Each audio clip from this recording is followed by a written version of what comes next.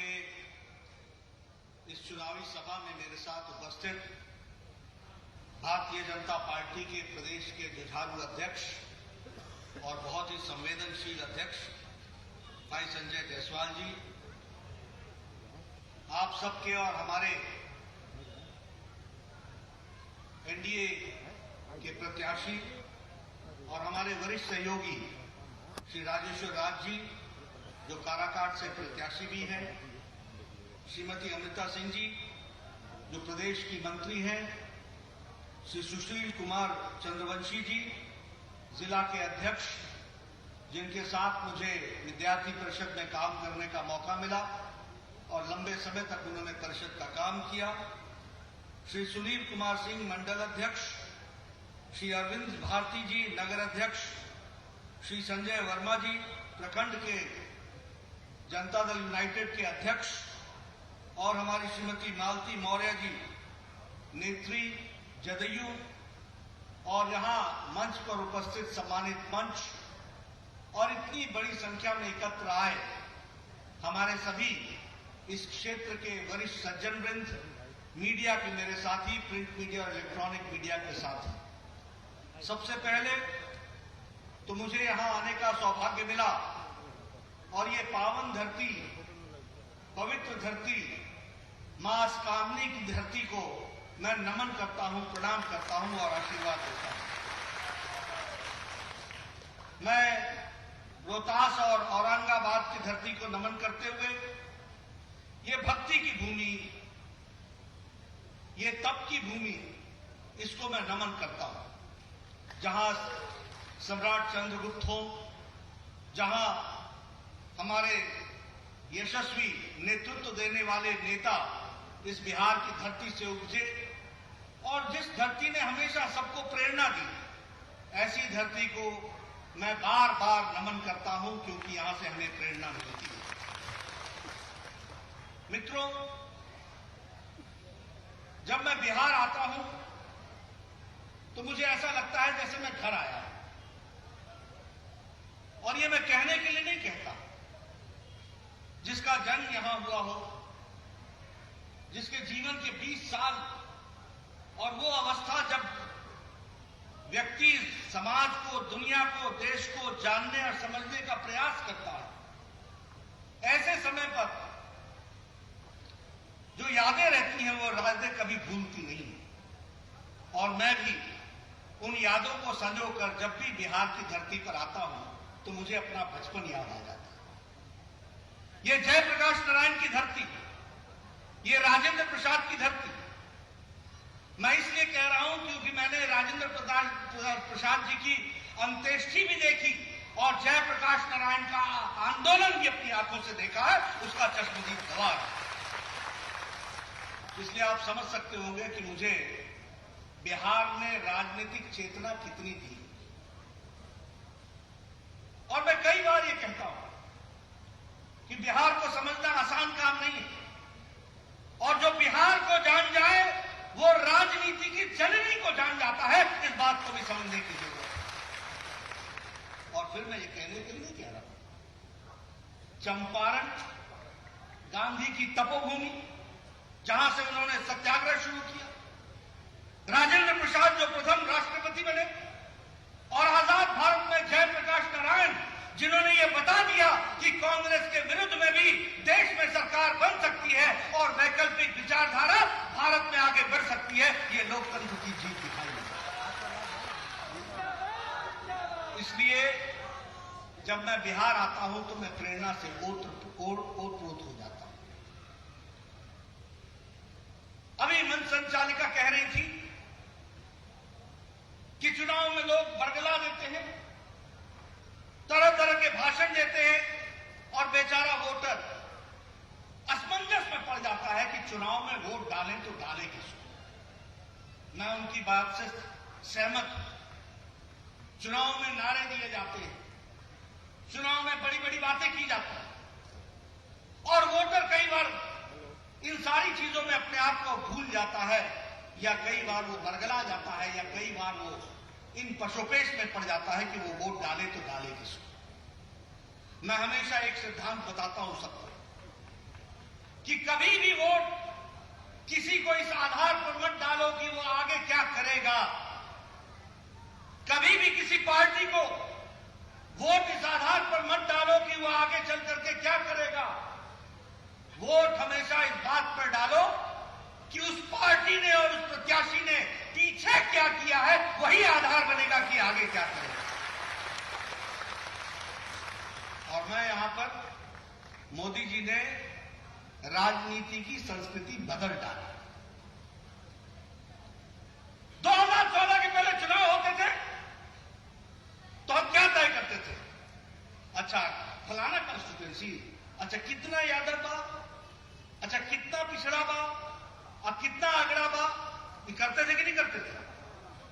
जात के आधार पर, मजहब के आधार पर वोट बैंक की राजनीति, ये देश की संस्कृति बनी हुई थी। मोदी जी के आने के बाद देश ने एक नया उछाल लिया, देश ने एक नया सपना देखा और भारत को महान बनाते हुए आगे दुनिया में खड़ा करने का काम नरेंद्र मोदी जी के नेतृत्व में हुआ। और वहीं बिहार भी पीछे नहीं रहा। मोदी जी के नेतृत्व में अगर देश आगे बढ़ा तो नीतीश कुमार का हाथ पकड़ करके, नीतीश कुमार को साथ लेकर के बिहार को भी आगे बढ़ाने का काम किया। तो एनडीए की सरकार ने किया है, इसको हमको ध्यान रखना चाहिए। और मैं ये कहने के लिए नहीं कह रहा, भाषण के लिए नहीं कह रहा। 1,25,000 करोड़ रुपए मोदी जी ने घोषणा की थी 2015 में, की थी कि नहीं की थी, की थी कि नहीं की थी। उसका रिपोर्ट कार्ड लेके आया हूं और आपको बताना चाहता हूं कि 1,25,000 करोड़ रुपए तो बिहार में खर्च किए ही किए। उसके अलावा मोदी जी ने पिछले 5 साल में 40,000 करोड़ रुपए और बिहार को दिया है। इस बात को समझना चाहिए। 3,000 करोड़ से ज्यादा फार्मर्स के, किसानों के वेलफेयर के लिए दिया गया। शिक्षा पर 1,000 करोड़ रुपए दिया गया। स्वास्थ्य पर 600 करोड़ रुपए दिए गए। और इस 600 करोड़ रुपए में मैं स्वास्थ्य मंत्री था। एक नया all India institute of medical sciences 1,200 crore रुपए का और 5,000 करोड़ रुपए पटना में दुनिया का सबसे बड़ा अस्पताल बनाने के लिए 5,500 बिस्तरों के लिए पैसा दिया गया। इस बात को समझना चाहिए। मित्रों, मेरा जन्म पटना मेडिकल कॉलेज में और मैं संजय जी को बताता था कि मैं चाहता हूं कि स्वास्थ्य मंत्री के रूप में मैं यहां पर सुपर स्पेशलिटी ब्लॉक खोलूं। और मैंने स्वास्थ्य मंत्री के तरफ से मोदी जी के आशीर्वाद से 250 करोड़ रुपए दिए। लेकिन नीतीश कुमार जी ने एक बड़ा सपना देखा और कहा कि एक बड़ा अस्पताल बनना चाहिए। मैंने मोदी जी को ये बात बताई। मोदी जी ने कहा पीछे मत हटना, दुनिया का सबसे बड़ा अस्पताल पटना में बना करके दिखाओ और 5,500 करोड़ रुपए का अस्पताल बनेगा। उसका काम शुरू। सड़कों पर लगभग 13,000 करोड़, हाईवे पर 54,000 करोड़, एयरपोर्ट पर 27,000 करोड़, पेट्रोलियम की लाइन बनाने के लिए 21,000 करोड़ और इसके ऊपर से 40,000 करोड़ रुपए और दिए गए। ये बिहार के विकास की कहानी है। मित्रों, आपको याद होगा कि प्रधानमंत्री जी पिछले साल दिसंबर महीने में आए थे और उन्होंने रेलवे की स्कीम में 2,720 करोड़ रुपए दिए थे। और वो किस लिए दिए थे? मुजफ्फरपुर में, सीतामढ़ी सेक्शन में इलेक्ट्रिफिकेशन के लिए, कटिहार में न्यू जलपाईगुड़ी तक 505 करोड़ रुपए, समस्तीपुर से खगड़िया के लिए 95 करोड़ रुपए, समस्तीपुर से दरभंगा और जयनगर के लिए 135 करोड़ रुपए और कमिश्निंग ऑफ बरौनी के लिए, लोकोशेड के लिए 130 करोड़ रुपए। ये मैं आपको इसलिए सुना रहा हूं कि मोदी जी ने संस्कृति बदल दी है। मैं लेखा जोखा लेके आया हूं, एक एक पैसा गिना सकता हूं जो मोदी जी ने बिहार की धरती पर खर्च किया है, उसको ध्यान में रखना चाहिए। अर्बन डेवलपमेंट के लिए, आपके बक्सर वाटर सप्लाई के लिए 32 करोड़ रुपए, पटना में सीवरेज प्लांट के लिए 152 करोड़ रुपए, स्कीम पर स्कीम। उसी तरीके से मत्स्य योजना के लिए 1,200 करोड़ रुपए, उसी तरीके से फिश प्रोडक्शन के लिए 2 करोड़ रुपए, उसी तरीके से फ्रूट बैंक के लिए 5 करोड़ रुपए। हर तरीके से विकास को आगे बढ़ाने के लिए प्रधानमंत्री जी ने काम किया है। इस बात को हमको ध्यान में रखना चाहिए और बिहार की धरती पर। इसलिए हम क्या करेंगे ये नहीं कहने आया हूं मैं, हमने जो किया है वो आपको बताने आया हूं। ये हमारा रिकॉर्ड है, इसको हमको ध्यान में रखना है। आप सोच सकते हैं उत्तर प्रदेश इतना बड़ा प्रदेश, उसको एक all India institute of medical sciences और बिहार को 2 मेडिकल कॉलेज, 2 मेडिकल साइंसेज। मैं स्वास्थ्य मंत्री था। आजाद भारत में, याद रखना, बिहार में आजाद भारत में 40 साल में बिहार की सरकार एक मेडिकल कॉलेज खोल था उसके पास, और वो भी अंग्रेजों के जमाने का, पटना का मेडिकल कॉलेज, जिसको Prince of Wales medical college कहते हैं।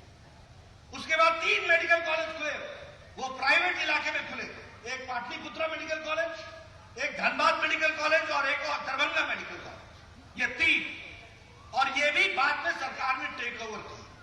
और जब मोदी जी प्रधानमंत्री बने और मुझे स्वास्थ्य मंत्री बनने का मौका मिला, तो 6 साल में 11 मेडिकल कॉलेज खोले हैं, और आज 14 मेडिकल कॉलेज बिहार के पास है। ये विकास की कहानी। 11 मेडिकल कॉलेज में काम चल रहा है, इसको भी हमको ध्यान में रखना चाहिए। मित्रों, आप देखो, क्या यह सच नहीं है कि कोरोना का संक्रमण आया, लोग संक्रमण से डरे, लॉकडाउन लग गया, लोगों के भोजन की व्यवस्था करनी थी। क्या यह सच्चाई नहीं है कि प्रधानमंत्री मोदी जी ने प्रधानमंत्री गरीब कल्याण पैकेज के तहत 80 करोड़ की जनता को मार्च महीने से लेकर छठ और दिवाली तक 5 किलो चावल या 5 किलो गेहूं और 1 किलो दाल देने का वायदा पूरा किया कि नहीं किया? गांव में मिल रहा है अनाज कि नहीं मिल रहा है? मिल रहा है कि नहीं मिल रहा है अनाज? जनधन खाता, जब मोदी जी ने कहा गरीब मित्रों खाता खोलो, जनधन का खाता, तो यही कांग्रेस पार्टी, यही आरजेडी के लोग मजाक उड़ाते थे।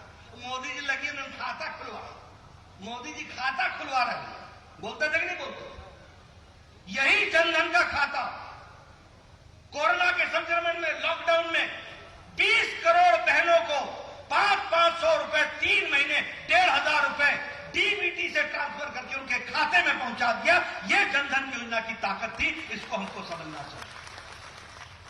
न मनी ऑर्डर, न पोस्टमैन, न पोस्ट ऑफिस, सीधे दिल्ली से मोदी जी का पैसा बहन के खाते में, और 1, 2, 10, 100 नहीं, 20 करोड़ बहनों के खाते में पहुंचा।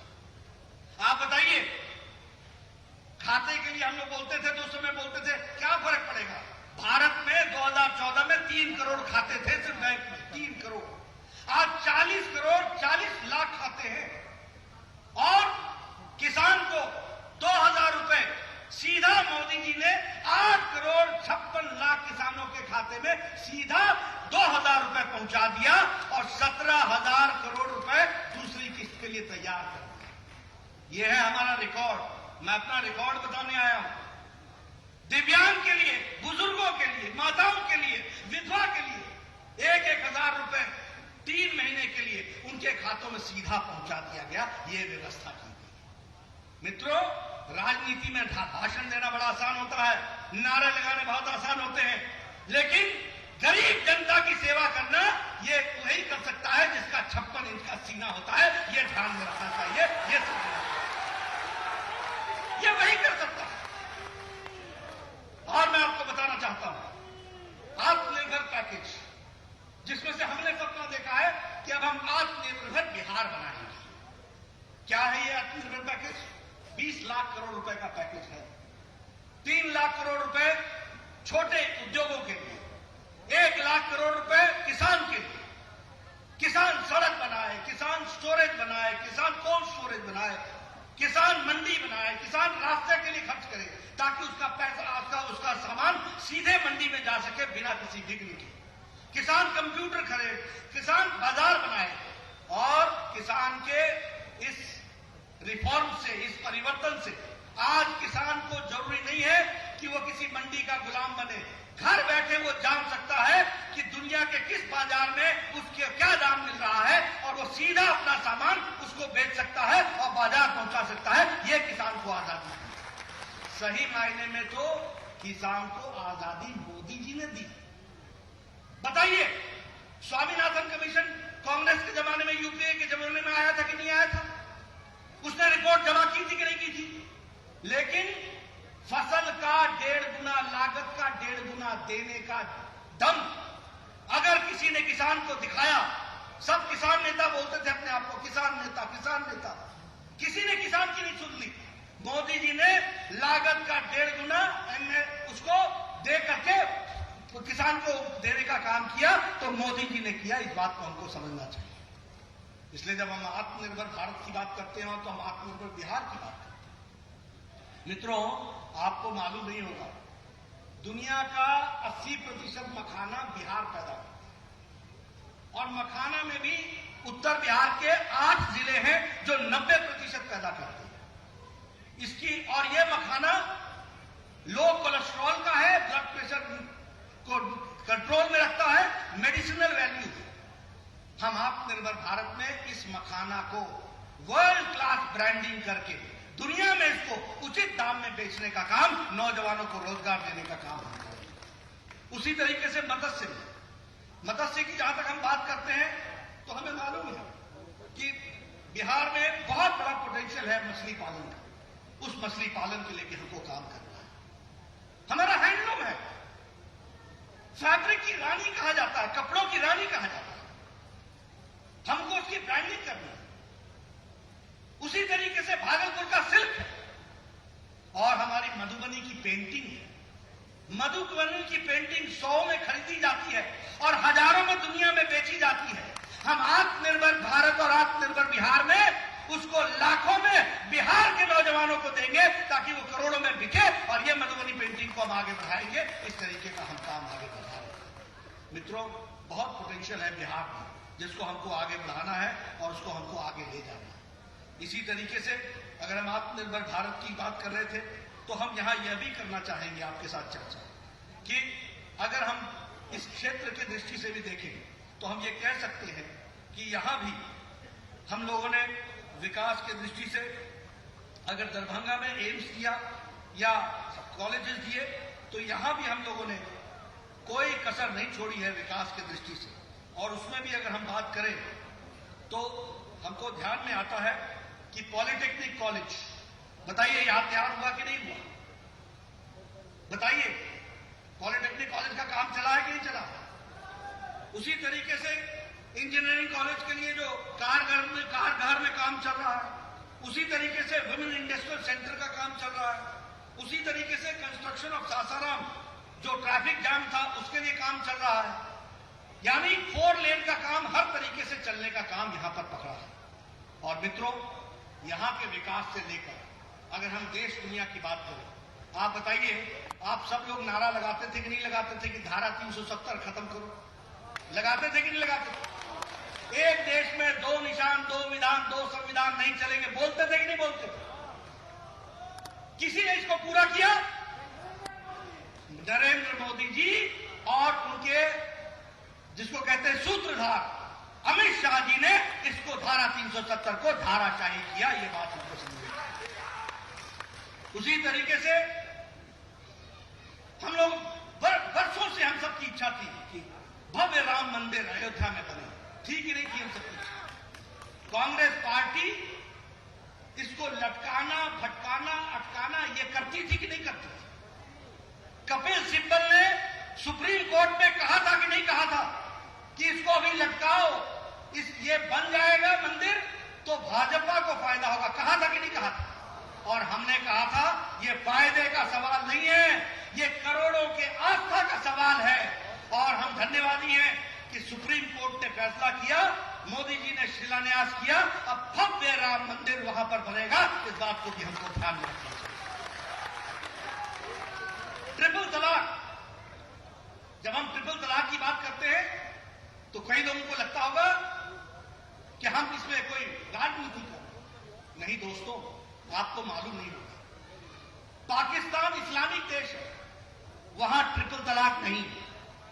बांग्लादेश इस्लामिक देश है, वहां ट्रिपल तलाक नहीं है। सीरिया इस्लामिक देश है, वहां ट्रिपल तलाक नहीं है।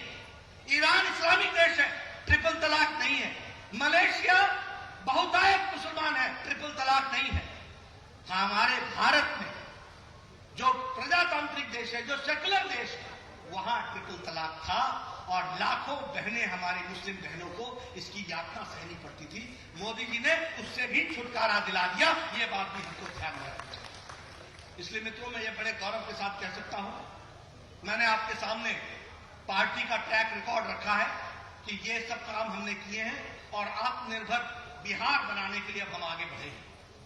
जब मैं राजेश्वर राज की बात करता हूं तो मैं बड़े गौरव के साथ एक बात कहना चाहता हूं कि यह व्यक्ति सही मायने में आपका नुमाइंदा है, आपका साथी है, आपका भाई है, आपका सब कुछ है। हर समय बताइए, ये आपके साथ उपस्थित मिलता है कि नहीं मिलता है? बताइए, आपके मुसीबत के काम आता है कि नहीं आता है? आप बताइए ये मुसीबत में काम आते हैं कि नहीं आते?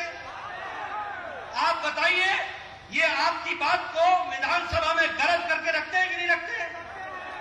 तो मेरा आपसे निवेदन है कि चुनाव तक आप गरजो और चुनाव के बाद अगले 5 साल राजेश्वर राज कर देगा। इस बात को हमको समझना है।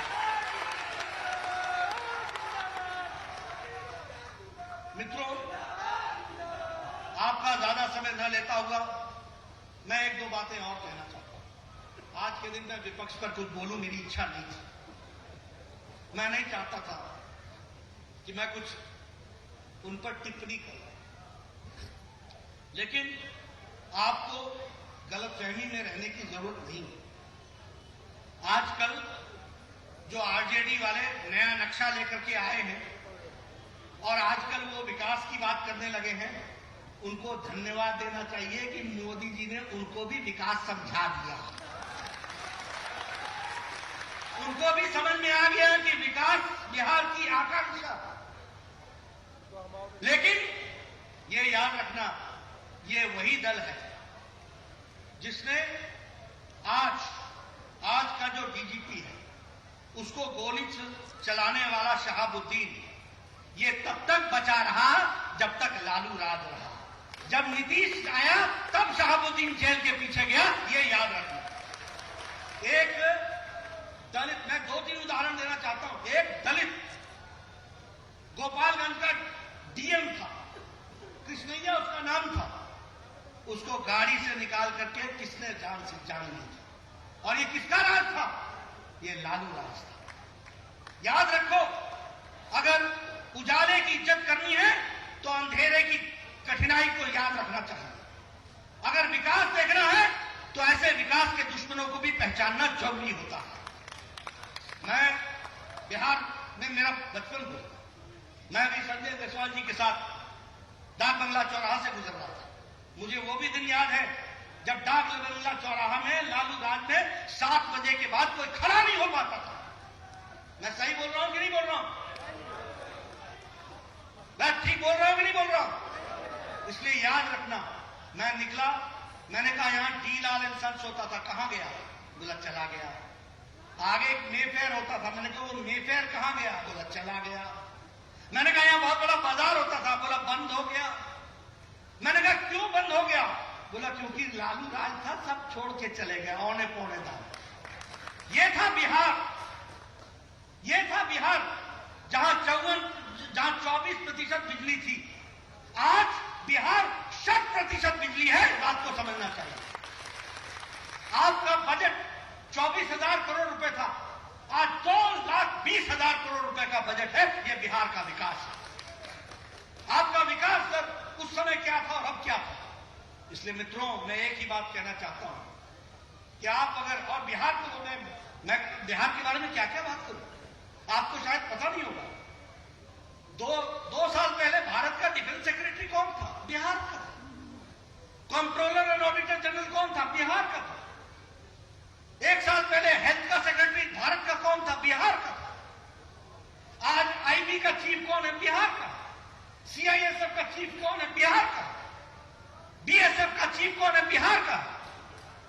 और ये सब बिहार के लोग तब निकले जब जयप्रकाश नारायण का आंदोलन चल रहा था। यानी आंदोलन में भी नेतृत्व किया और पढ़ाई में भी नेतृत्व करके देश संभाला हुआ है। इस बात को समझना चाहिए। इसलिए बिहार की ताकत को पहचानो दोस्तों। मेरे तो सब साथी हैं, मुझे सब मिलते हैं, क्योंकि कोई मेरे से 1 साल सीनियर था या कोई 1 साल जूनियर था। हम सब कॉलेज में 1 साल पढ़े, लेकिन इस बिहार ने पैदा किया। और आज शिक्षा के मामले में लालू राज में सब बिहार छोड़ करके दिल्ली चले गए। क्यों चले गए? क्योंकि बिहार की शिक्षा, अब मैं कहना नहीं चाहता, चरवाहा विश्वविद्यालय। अरे चरवाहा विश्वविद्यालय बोलते बोलते तो बिहार को चरागाह बना दिया, और बिहार को चरागाह बना करके चारा घोटाला क्यों डाला? और वो चारा घोटाला जो आजकल रांची में बैठे हुए, समझ में आया ना आपको? मैं इसलिए आपको बोलना चाहता हूं कि हाथी के दांत दिखाने के और है, खाने के और है, ये याद रखना। इसलिए मैं आपको बताने आया हूं, समय आ गया है। मोदी जी भारत को आगे ले जा रहे हैं, नीतीश जी बिहार को आगे ले जाएंगे। दोनों मोदी जी नीतीश कुमार का हाथ पकड़ करके आप लोगों का साथ लेकर के बिहार को बदलेंगे और आगे बढ़ाएंगे, इस बात का आपको विश्वास दिलाते हैं। लेकिन हमको भी अपनी जिम्मेवारी निभानी पड़ेगी, और हमको अपनी जिम्मेवारी इस तरीके से निभानी पड़ेगी कि आने वाले चुनाव में हमारे राजेश्वर राज सिर्फ आपके राज नहीं है, ये हमारे भी राज है। इनको हमको भी राज तिलक लगाना है, इनको भी हमको आगे लाना है, और ये काम आप कर सकते हैं, क्योंकि मेरा वोट यहां नहीं है, मेरा समर्थन आपके साथ है। आप अपना वोट डालिए, कीमती वोट डालिए, और हेल्थ प्रोटोकॉल को निभाते हुए, दूरियां बना रख करके और हेल्थ के चीजों को संभाल करके करते हुए, अपने स्वास्थ्य की रक्षा करते हुए इस चुनाव में भाग लीजिए, यही मैं निवेदन करने आया हूं। आपने मेरी बात सुनी, आपका बहुत बहुत धन्यवाद। जय भारत, जय बिहार।